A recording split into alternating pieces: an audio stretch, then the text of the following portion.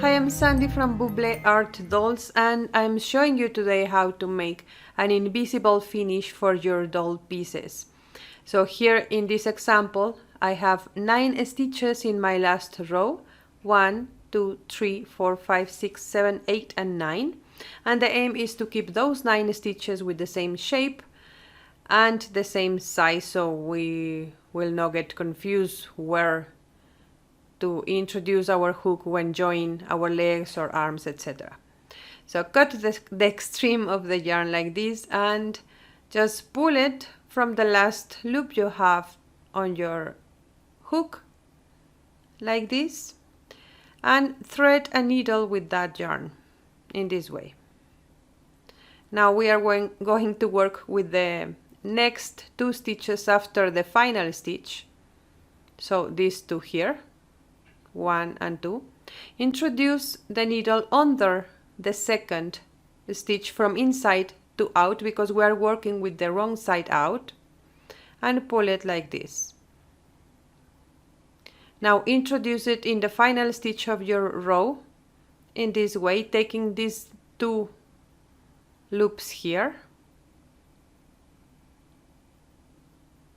there, and pull it. And as you can see, we are forming another stitch on the top with the same size and shape of other stitches in our row. So now just wave in as many times as you need. When you are making a doll, you are going to need to do this more times, of course, following the shape of your stitches, so the yarn will not be visible.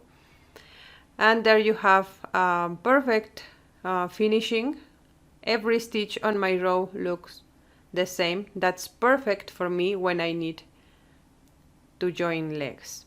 So let's now count 1, 2, 3, 4, 5, 6, 7, 8 and 9 stitches, so which was the same and I had at the beginning. Here you can see how I fasten off in this invisible way these legs.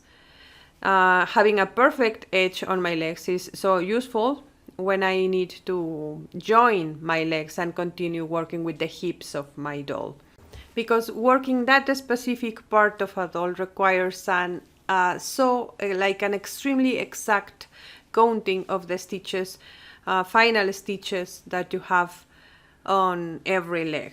So I hope this technique is useful. I'm going to leave you any additional information and links in the description box below this video, so be sure to read it. Thank you for watching, and I will see you the next time.